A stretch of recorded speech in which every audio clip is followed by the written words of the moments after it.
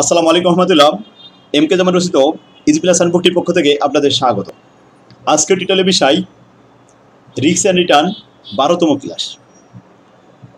বিগত ক্লাসে আমরা 2013 সাল পর্যন্ত বোর্ড প্রশ্ন সমাধান করেছি।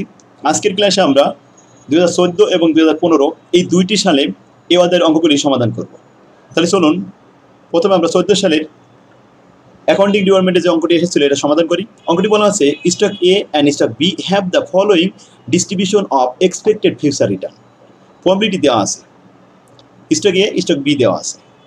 নিচে বলা হচ্ছে calculate the expected return. Expected rate of return বের করতে হবে। Then standard deviation and coefficient of variation, তিনটে ফরম্যাট একসাথে দেওয়া হয়েছে। যেমন এক্সপেক্টেড রেট অফ রিটার্ন এটা হলো 2 নম্বর ফরম্যাট, যেমন প্রবাবিলিটি সাপ্লাই দেওয়া আছে। Standard deviation 3 number format, coefficient of variation এটা আমরা 4 নম্বর ফরম্যাটে পাবো। তাহলে আসুন তিনটে মিলে একসাথে এটা 10 মার্কের অঙ্ক। An investor seek your opinion as to which stock he should invest. এই তিনটা রিকমেন্ড করার পরে আমরা এটা কমেন্ট করব যে একজন বিনিয়োগকারীর স্টক এ পছন্দ করবে নাকি স্টক বি পছন্দ করবে। যার সিবি কোএফিসিয়েন্ট অফ ভেরিয়েশন যার ছোট হবে সেটা বিনিয়োগকারীর পছন্দ করবে। তো আমরা সিবি পর্যন্ত বের করার পরে কমেন্ট করব। তো আসুন আমরা প্রথমে এক্সপেক্টেড রেট অফ রিটার্ন বের করি, যেখানে প্রবাবিলিটি 1 নম্বর বেসিসের ইনফরমেশন দেওয়া, প্রবাবিলিটি দেওয়া রয়েছে। 2 নম্বর ফরম্যাটে 2 নম্বর বেসিস প্রবাবিলিটি দেওয়া রয়েছে। তাহলে সূত্র হবে এক্সপেক্টেড রেট অফ রিটার্ন সমান সমান আরআই পিআই। তাহলে summation RI into summation PI আর কি। তো এখন আরআই পিআই আমরা যদি দেখি 5টা বছর আছে, তাহলে R1 P1 R2 P2 R3 P3 R4 P5 P4 R5 P5 মানগুলো সব বসিয়ে গুণের কাজগুলো ক্লিয়ার করলাম ব্র্যাকেটের ভিতরে। তারপরে এবার যোগ করলাম, যোগের কাজগুলো করে 12% হয়েছে অ্যান্সার। এটা হলো স্টক এর। আর স্টক বি, স্টক বিতে যে মানগুলো আছে -35%-এর সাথে 0.1 গুণ করলাম, 0-এর সাথে 0.2 গুণ করলাম, 12-এর সাথে 0.40 গুণ করলাম, আর 25%-এর সাথে 0.20 গুণ করলাম, 45-এর সাথে 0.10 গুণ করলাম, গুণ করে এগুলো যোগ করলাম। যোগ করে দেখা গেল কি এখানে 14% আসছে।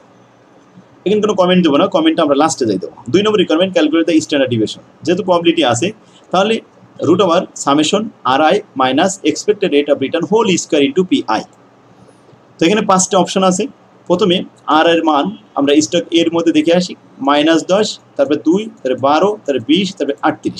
সেখান থেকে বাদ যাবে প্রত্যেকটার 12% এক্সপেক্টেড রেট অফ রিটার্ন বাদ যাবে, এর হোল স্কয়ার করে আর যার যার স্পেসিফিক প্রবাবিলিটি এটা দিয়ে গুণ করতে হবে। দেখুন তো আমরা লিখলাম -10% থেকে -12% হোল স্কয়ার ইন্টু 0.1। আচ্ছা, তারপরে 2% থেকে -12% হোল স্কয়ার ইন্টু 0.2। তারপরে 12% থেকে 12% বাদ দিয়ে হোল স্কয়ার ইন্টু 0.4। তার 20% থেকে 12% বাদ দিয়ে হোল স্কয়ার ইন্টু 0.2। এরপরে 38% থেকে 12% বাদ দিয়ে হোল স্কয়ার ইন্টু 0.10। তো আমরা মাইনাসগুলো দেখলাম, -10 আর -12 এটা আছে -22 ইন্টু 10। এটা ক্যালকুলেশন করে পেলাম এখানে 12.20%। স্ট্যান্ডার্ড ডিভিয়েশন অফ বি, বিতে আমরা দেখেছি প্রথমেই -35% ছিল, 35% -35% আবার -14% হোল স্কয়ার ইন্টু প্রবাবিলিটি প্রথম প্রবাবিলিটি ছিল 0.10, আর তারপর এটা 0% -14% whole square expected rate of return কত 14% হোল স্কয়ার ইন্টু 0.20 বা 20% থেকে 14% বাদ দিয়ে হোল স্কয়ার ইন্টু 0.4। তারপর 25% থেকে 14% বাদ দিয়ে হোল স্কয়ার ইন্টু 0.2, 45% থেকে 14% বাদ দিয়ে হোল স্কয়ার ইন্টু 0.10। ক্যালকুলেশন করলাম, এতে পাওয়া গেল 414%, রুট করলে আসলে 20.35%। ব্যাস অঙ্ক স্ট্যান্ডার্ড ডিভিয়েশন হয়ে গেল। দুইটা, একটা স্ট্যান্ডার্ড হলো 12.20 আর এটা হলো 20.35। এটা ঝুঁকি বেশি। কোএফিসিয়েন্ট কোরিলেশনের সূত্র আমরা জানি standard deviation divided by expected rate of return into 100। Standard deviation এতে আসছে 12.20 আর এক্সপেক্টেড রেট অফ রিটার্ন এতে ছিল 12%। তো আমরা যেহেতু এখানে পয়েন্ট ইউজ করেছি, পয়েন্ট না ইউজ করলেও হবে, সরাসরি 12.20 ভাগ 12 এরকম লেখা যেত। 0.1220 ডিভাইডেড বাই 0.12 ভাগ করে 100 দিয়ে গুণ করলে আসে 101.67%। আর এটা 0.2035কে 14 দ্বারা ভাগ করে 100 দিয়ে গুণ করলে 145.36%। এখন সিবি বড় হয়েছে বিতে আর সিবি ছোট হয়েছে এতে, সুতরাং এ ইনভেস্ট করা উচিত কারণ বিতে এখানে ঝুঁকি বেশি। The investor should invest stock A because their CB is lower than stock B. B থেকে এতে CB ছোট, সুতরাং এ ইনভেস্ট করা তার জন্য উচিত হবে। এবার আসুন আরেকটা 14 সাল finance and banking department. Suppose the yield on T-bill, yield মানে T-bill is 8%. The expected return on the market return কত? 16%. If a particular stock has a beta of 0.7, what is the expected return based on the CAPM? CAPM না বললে আমরা বুঝতে পারছিলাম যেহেতু risk free আছে, market return দেওয়া আছে, বেটা দেওয়া আছে, সুতরাং অবশ্যই CAPM এর সূত্রই হবে। তো এক্সপেক্টেড রেট অফ রিটার্নের সূত্র আমরা জানি, ছোট একটা সূত্র, রিস্ক ফ্রি প্লাস বেটা into RM minus risk free. Risk free মান 8%, বেটা 0.7, আর 16% থেকে 8% বাদ দিলে 8% ইন্টু 0.7 গুণ করলে 5.60, আর 5 আর 8 যোগ হলে 8 5 13, 13.60%। অ্যান্সার শেষ। 2 নম্বর এটা আমরা করলাম। 1 নম্বরে 2 নম্বর আসি, if the another stock has an expected return of 24%, এখন হোয়াট মাস্ট বি দ্য বেটা কি হবে? দেখুন 2 নম্বর এর ক্যালকুলেশন অফ বেটা তৈরি করবো যেখানে এক্সপেক্টেড রেট অফ রিটার্ন দেওয়া রয়েছে 24%। তাহলে আমরা জানি যে রিস্ক ফ্রি CAPM এর যে সূত্রটা, এখানে 4টা অংশ আছে, 4টা অংশের ভিতরে যে কোনো 3টা দেওয়া থাকবে, একটা দেওয়া থাকবে না। যেটা দেওয়া থাকবে না ওটা আমরা বের করব।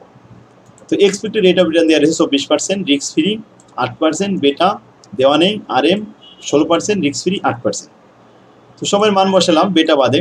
তো ক্যালকুলেশন করলাম, 24 থেকে 8 বাদ দিলে থাকবে 16, আর ওই পাশে 16 থেকে 8 বাদ দিলে থাকবে 8। তো বেটার সাথে 8 গুণ আছে, এটা লিখলাম। লিখে বেটা যখন এই পাশে নিয়ে আসলাম, ওই গুণটা ওই পাশে ভাগ হলো, 16কে 8 দ্বারা ভাগ করলে 2.00, অর্থাৎ বেটা 2.00। Answer.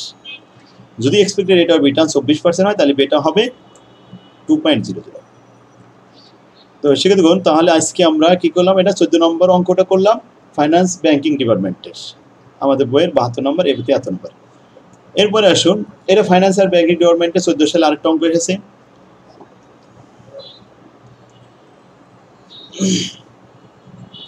Novax Chemical is considering the following information regarding the two investment.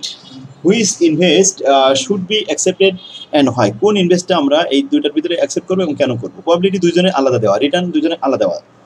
এখন আমরা যে শুধুমাত্র প্রশ্ন করেছে কোন বিনিয়োগটা, পোর্টফোলিওটা আমাদের জন্য ভালো, মানে কোন বিনিয়োগটা ABC ভালো নাকি XYZ ভালো, এই ধরনের প্রশ্ন উত্তর দিতে গেলে কোনো রিকোয়ারমেন্ট তো বলা নেই। এই জন্য ধারাবাহিকভাবে এক্সপেক্টেড রেট অফ রিটার্ন, তারপরে স্ট্যান্ডার্ড ডিভিশন, তারপরে সিবি করতে হয়। তো সিবি যার ছোট সেটা আমাদের জন্য ভালো, সিবি যার বড় সেটা আমাদের জন্য ঝুঁকিপূর্ণ বেশি, এটা ভালো না। তো সেটাই করবো। স্টেপ 1 2 3। স্টেপ 1 প্রথমে expected rate of return for x এর জন্য R1 P1 R2 P2 R3 P3 R4 P4 R5 P5, 5 বছর আছে যেহেতু।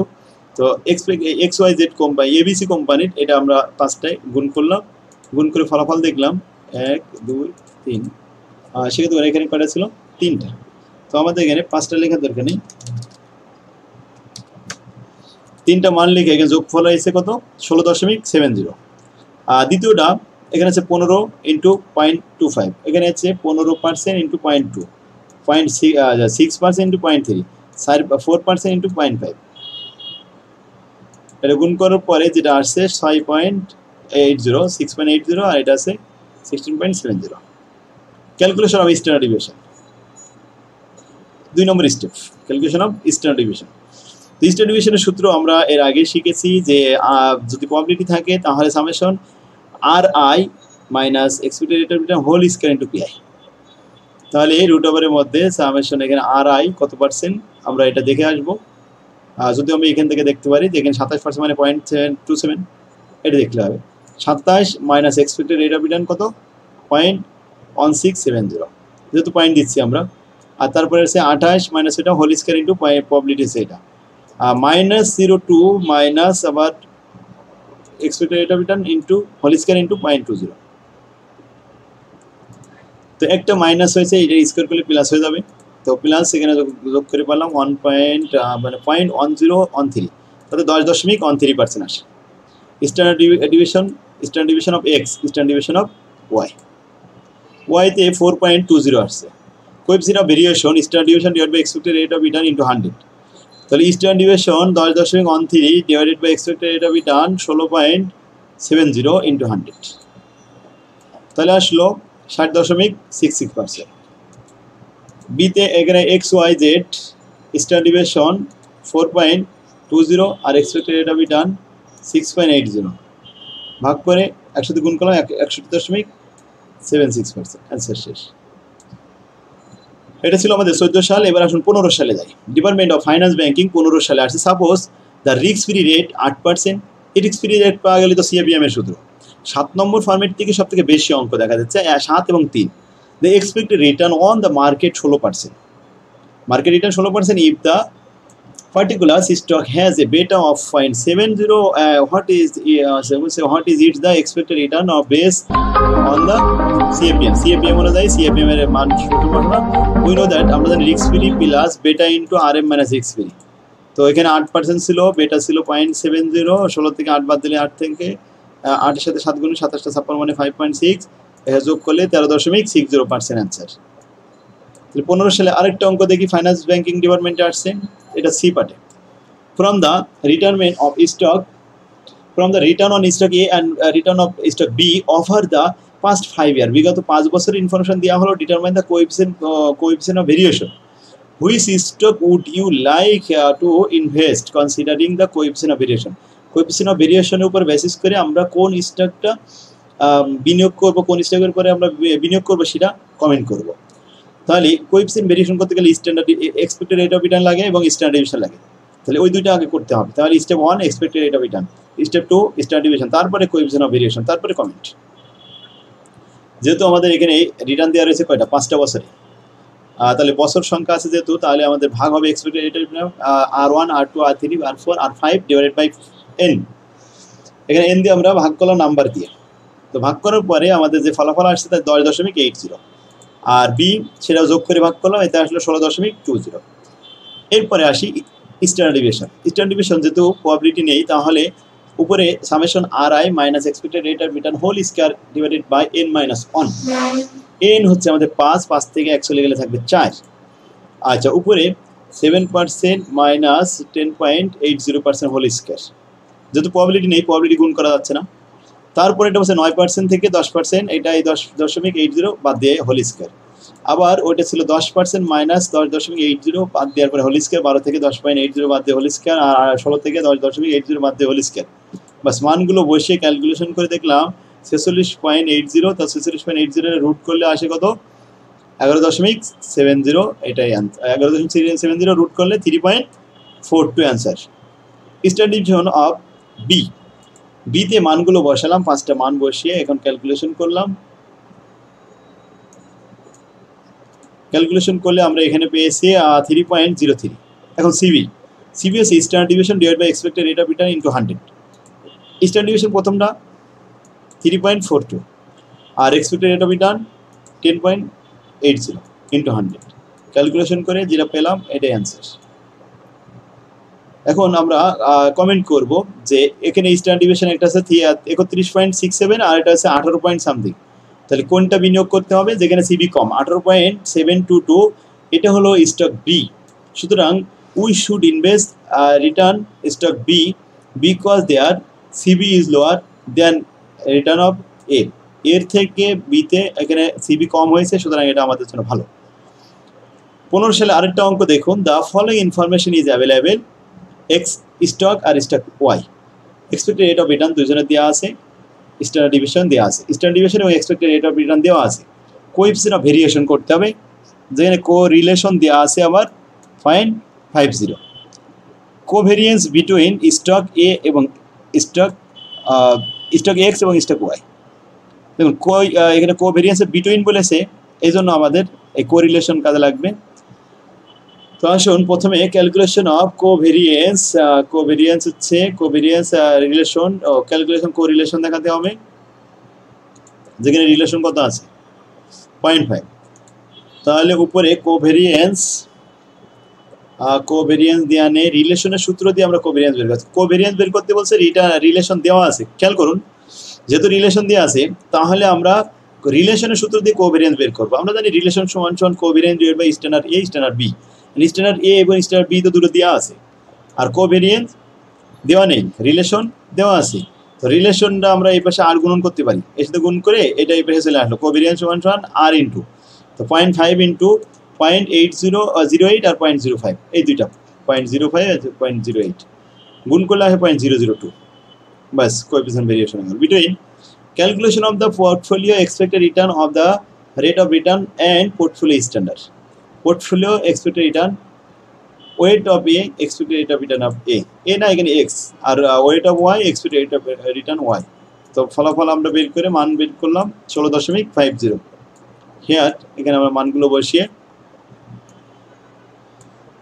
Standard portfolio standard division A square x square weight of A square, আচ্ছা স্ট্যান্ডার্ড ডিভিশন B স্কয়ার মানে Y square weight of B Y square plus 2 standard A standard B coefficient of variation AB। মানগুলো সব বসিয়ে calculation করলাম 5.868% answer শেষ। 15 সালে আরেকটা অঙ্ক ম্যানেজমেন্ট ডিপার্টমেন্টে, এ ফার্ম ইজ রিস্ক ফ্রি দেওয়া আছে মানে CAPM এর সূত্র, the rate of return of the market 13% RM এর মান অ্যান্ড বেটা 0.565, what is the expected rate of return CAPM এর অনুযায়ী। তো CAPM এর সূত্র আমরা এটা পারি, এটা পারা যাবে। and if the another stock has and the expected return 25%, তাহলে what will be it the বেটা। তাহলে আমরা বেটা বের করব, যেখানে এক্সপেক্টেড রেট অফ রিটার্ন যদি 25% হতো তাহলে বেটা কত হতো। তো আমরা জানি এক্সপেক্টেড রেট অফ রিটার্ন সমান summation risk free plus RM minus risk free into বেটা। তো বেটা বের করব, বেটার বাদে আর সবার মান লিখলাম, 25 থেকে 7 বাদ দিলে থাকে 18, আর এখানে 6 গুণ আছে, গুণ দিয়ে আমরা ভাগ করবো, ভাগ করলে আসে 3, অর্থাৎ বেটা হচ্ছে 3। ক্লিয়ার? 15 সালের এই অঙ্কটা শেষ হলো। আরেকটা অঙ্ক বাকি আছে, দেয়ার আর 2 অ্যাসেট অ্যান্ড স্ট্যান্ডার্ড ইকোনমি, এখানে স্ট্যান্ডার্ড ইকোনমি রিসিশন মানে ডাল সিজন নর্মাল আর বুম। এখানে আমাদের প্রবাবিলিটি 0.2 0.5 0.0 দেওয়া 0.3 দেওয়া আছে, স্টক A এবং B expected rate of return দেওয়া আছে। and what are the expected rate of return standard deviation for these the two security।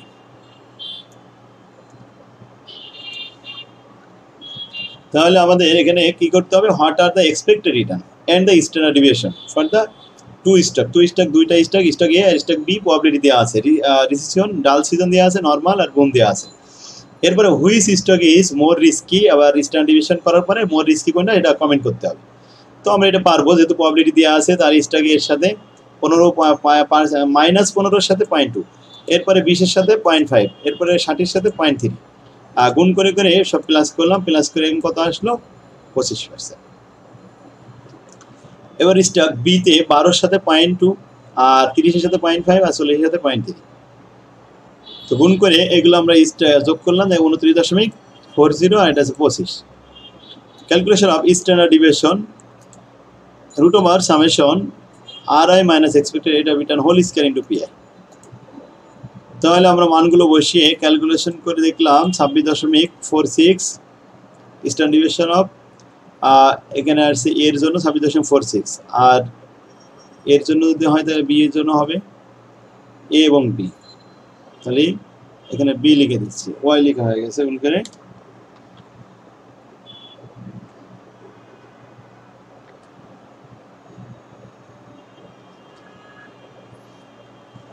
Standard deviation of B একই মান বসাই দিয়ে দেখলাম 9.72 আসছে। এই মানগুলো তো আপনারা বসাতে পারবেন। তো 9.72, এখন এটা দিয়ে আমরা কোএফিসিয়েন্ট অফ ভেরিয়েশন দেখাবো।